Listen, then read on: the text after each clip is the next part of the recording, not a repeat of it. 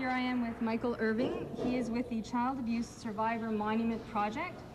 We thought it would be a great idea to address the fact that child abuse is something that we hear about in the news all the time. We're hearing about it in little leagues, in sports, in schools, in families, and really our society has come to an age where it's not being tolerated anymore and it's not being denied.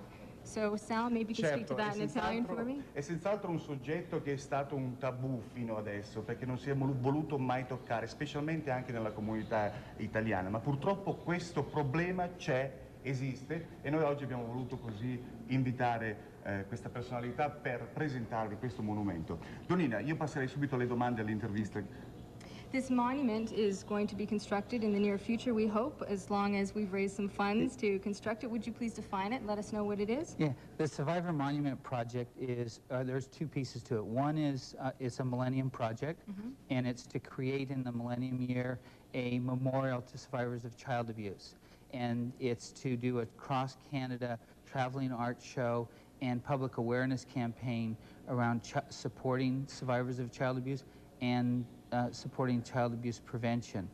One way to understand the power of the monument is when you relate to the way that the Vietnam War Memorial finally allowed the American society to heal from that wound of Vietnam. There's two wounds in society from child abuse. One's the walking wound of those who have been abused.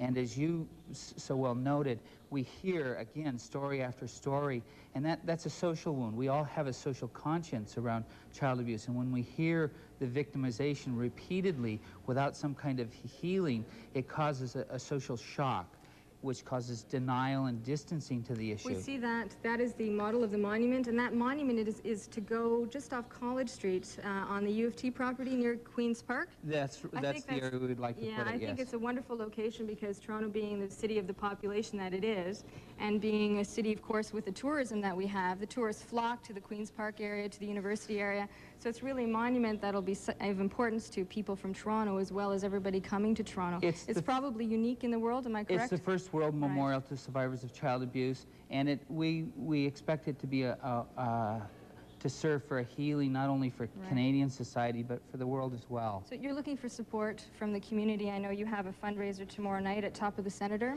Top of the Senator, that's tonight, 8 o'clock, a jazz concert, great venue.